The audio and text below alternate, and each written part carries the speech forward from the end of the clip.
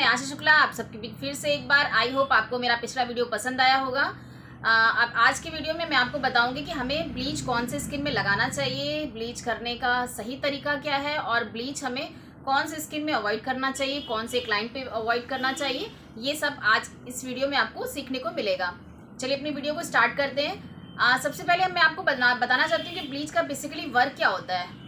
Bleach हम लोग कई सारे लोगों का थिंकिंग होता है कि ब्लीच आपका जो कॉम्प्लेक्शन, अगर आपको टैनिंग है या आपको ऐसा लग रहा है स्किन डल हो रही है तो हमें ब्लीच कर लेना चाहिए। ये आपका मेथड बिल्कुल गलत है। अगर हमें टैनिंग है तो डीटैन यूज़ करना चाहिए। अगर हमारे स्किन में जो फेशियल हेयर्स होते हैं, आपको फेशियल हेयर्स किसी किसी के काफ़ी बड़ी होते हैं, तो हमें अगर हेयर आपके बड़े हैं देन हम ब्लीच यूज़ करेंगे। और ब्लीच का कोई ड्यूरेशन नहीं होता। कई सारे लोग बोलते हैं 10 मिनट रखना चाहिए, 5 मिनट रखना चाहिए। नहीं, इसका कोई ड्यूरेशन नहीं होता है। इसको जितना आप एक्टिवेटर डालते हो, अगर किसी की सेंसिटिव स्किन है तो उसमें आप बहुत एक्टिवेटर नहीं डाल सकते, तो आपको 10 से ज़्यादा देर आपको स्किन में रखना होगा, तभी आपका हेयर जो है वो कलर चेंज करेगा। बेसिकली हम लोग ब्लीच इसीलिए करते हैं ना, ताकि हमारा जो हेयर है वो हमारे स्किन टोन के हिसाब से आ जाए। ना हम उसको बहुत लाइटर करते हैं, ना ही ये लगता है कि हम 5 मिनट रखा और हमने हटा दिया, हेयर का कलर होता है तो ठीक है, नहीं होता है तो ठीक है। तो हमें हेयर के कलर को चेंज करना होता है ब्लीच के प्रोसीजर में। अच्छा, ब्लीच में अमोनिया पेरोक्साइड होता है जिसकी वजह से हमारे हेयर का कलर चेंज होता है। तो ये कहीं ना कहीं स्किन में थोड़ा बहुत इसमें केमिकल है तो आपकी स्किन में नुकसान भी करता है। कई सारे लोग जो है सजेशन देते हैं कि 1 मंथ में ब्लीच आप करा सकते हो, तो मेरा सजेशन ये होगा कि 1 मंथ में आप ब्लीच ना कराएं, क्योंकि कोई भी केमिकल आप स्किन में बार बार अगर अप्लाई करोगे तो क्या होगा, आपकी स्किन ड्राई हो जाएगी। कितनी भी आपकी ऑयली स्किन है, एक टाइम के बाद में अगर आप कंटिन्यू ब्लीच का यूज़ करोगे देन क्या होगा, वो ड्राई की तरफ चली जाएगी। अगर ड्राई एक बार हो गई तो फिर आपको सेंसिटिविटी भी स्टार्ट हो जाएगी। देन हम अगर 3 मंथ्स में, अगर इस मंथ में मैंने कराया है, अगस्त चल रहा है, अगस्त, सितंबर एंड अक्टूबर में हम करा सकते हैं, लेकिन अक्टूबर के मिड में कराएंगे। अक्टूबर के मिड में कराने से हमारी स्किन में हार्म नहीं होगा।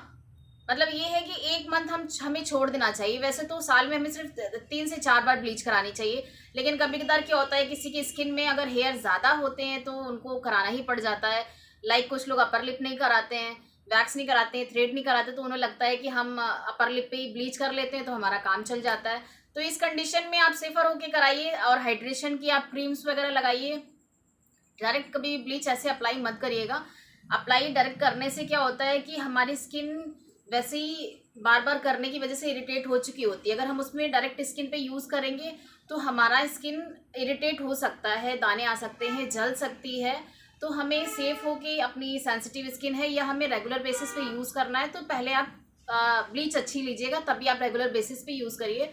सबसे अच्छी ब्लीच मुझे ऑक्सीलाइफ की लगती है। ऑक्सीलाइफ की ब्लीच में ये आपको बेनिफिट ये मिलता है कि उसमें आपको प्री पोस्ट दोनों मिलता है। प्री पोस्ट लगाने का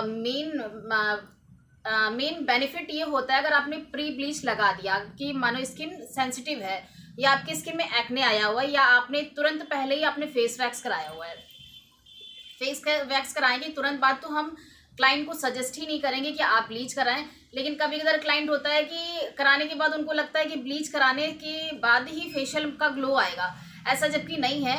लेकिन अगर वो बोल रहे हैं तो भी आपको कम से कम 45 मिनट का गैप रखने के बाद और पूरे फेस पे वैसलीन अप्लाई करने के बाद, कोल्ड कंप्रेशन देने के बाद में हम उनको 45 मिनट बाद या 1 घंटे 2 घंटे के बाद ही उनकी स्किन पे माइल्ड ब्लीच लगाएं, क्योंकि हेयर तो है नहीं। हमें सिर्फ क्या करना है, क्लाइंट का सेटिस्फेक्शन सिर्फ देना है कि वो संतुष्ट हो जाएं कि उनको हमने ब्लीच कर दिया है। बिल्कुल माइल्ड एक्टिवेटर के साथ में हम 5-7 मिनट रखेंगे एंड वाइप ऑफ कर देंगे, दैट्स इट। और इस कंडीशन में अगर हमें ब्लीच जैसे हमने फेस वैक्स कर लिया और उन्हें ये लगता है कि हमें ये कराने के बाद में फेशियल का ग्लो आता है, तो हम क्लाइंट को उसी हिसाब से कंसल्ट भी करेंगे कि मैम इसके साथ में आप जो पील ऑफ मास्क आपने सुने होंगे, जो पील ऑफ मास्क होते हैं उसको लगाने से, क्योंकि उसमें मिंट और ये सब चीज़ें मिली होती हैं जो आपकी स्किन को ठंडक पहुंचाते हैं, तो ऐसे प्रोडक्ट हम उनको सजेस्ट करेंगे कि आप उसके साथ में ये भी प्रोडक्ट आप यूज़ करें, ये भी आप उसके साथ में लें। और घर पे उनको पोस्ट केयर के लिए हम लोग सजेस्ट करेंगे कि आप ठंडा करके एलोवेरा जेल लगाएं या कोल्ड कंप्रेशन लें। कोल्ड आइस कभी डायरेक्ट फेस पे नहीं लगानी चाहिए। कोल्ड कंप्रेशन का मतलब ये होता है कि आपने आइस को लिया, उसको डाइल्यूट किया, देन जब पानी ठंडा हो गया तो हमने क्या किया कि कॉटन लिया, स्क्वीज किया एंड पूरे फेस पे डैम डैम करके ऐसे से करके पूरा हमने अच्छे से उनको कोल्ड कंप्रेशन दे दिया। इससे हमारी स्किन क्या होगी, नॉर्मल हो जाएगी, जलेगी नहीं। दूसरा ये तरीका होता है कि अगर हमारी स्किन में एक्ने है, कभी कभार कुछ लोग ना एक्ने वाली स्किन पे भी ब्लीच कराते हैं। तो एक्ने की भी 4 कंडीशंस होती हैं। सबसे पहली कंडीशन होती है हमारा जो व्हाइट हेड ब्लैक हेड होता है, ये होता है। उसके बाद छोटा सा दाना निकलता है, छोटा सा कहीं भी दाना निकलता है। उसके बाद आता है जो आपका नॉर्मली देखने को मिलते हैं कहीं कहीं जो निकलते हैं। उसके बाद जो पॉस्ट्यूल होते हैं, जो 4th स्टेज होती है, उस पर कभी हम ब्लीच नहीं करेंगे, क्योंकि पॉस्ट्यूल जब होता है तो पस ऊपर ही रखा होता है। अगर आपका एक्टिवेटर ज़रा सा भी स्किन में लग गया और उस घाव पे लगा तो फिर क्या होगा, क्लाइंट को बहुत ज़्यादा इरिटेट कर सकता है, उससे इन्फेक्शन भी हो सकता है, क्योंकि है तो वो कहीं ना कहीं केमिकल उसमें यूज़ होता है। तो हम इस कंडीशन में ब्लीच नहीं करेंगे। दूसरी कंडीशन ब्लीच ना करने की ये होती है कि हम क्लाइंट अगर प्रेग्नेंट है तो उस कंडीशन में नहीं करेंगे। अगर कहीं क्लाइंट को कट लगा हुआ है, लाइक उसने तुरंत आईब्रोज कराई और कट लग गया है, तो हम क्लाइंट को सजेस्ट नहीं करेंगे। अगर क्लाइंट बोलता भी हो तो उनको बोलेंगे कि मैम अभी आप मत कराइए, 1 दिन का गैप रख लीजिए, देन आप कराइए, ताकि आपको प्रॉब्लम ना हो। अगर कट की जगह लगेगा तो बहुत जलता है।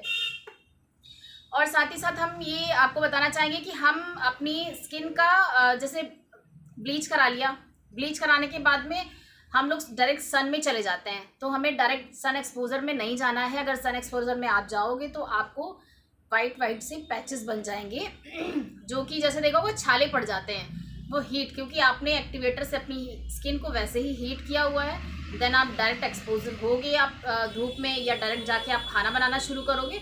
ये आपको 2 चीज़ें नहीं करनी है, डायरेक्ट हीट में नहीं जाना है, 24 आवर्स तक का प्रिकॉशन लेना है।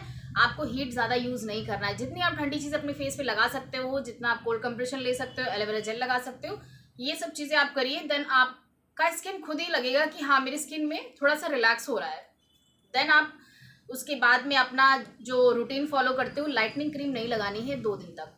2 दिन तक लाइटनिंग क्रीम इसलिए नहीं लगानी है क्योंकि हमारा जो स्किन में वैसे ही हमने अमोनियम पेरोक्साइड का यूज़ किया, देन क्या होता है 1-2 दिन तो वैसे भी स्किन अच्छा लगता है, क्योंकि आपका हेयर भी ब्लॉन्ड हो चुका होता है और स्किन में कोई प्रॉब्लम नहीं हुई होती है, और आपने फेशियल वगैरह लिया तो ग्लो करता है। तो आपको लाइटनिंग सीरम या कुछ ऐसा प्रोडक्ट लगाने की नीड नहीं है, बस आप सूदिंग की प्रोडक्ट लगाइए। आई होप आपको मेरा ये वीडियो पसंद आया होगा। कुछ भी अगर आपको लगता है कुछ इसमें करेक्शन करना चाहिए, कुछ और एडिशनल बताना चाहिए, तो मुझे कमेंट करके ज़रूर बताइएगा। फिर मिलते हैं कल एक नई वीडियो के साथ में। धन्यवाद।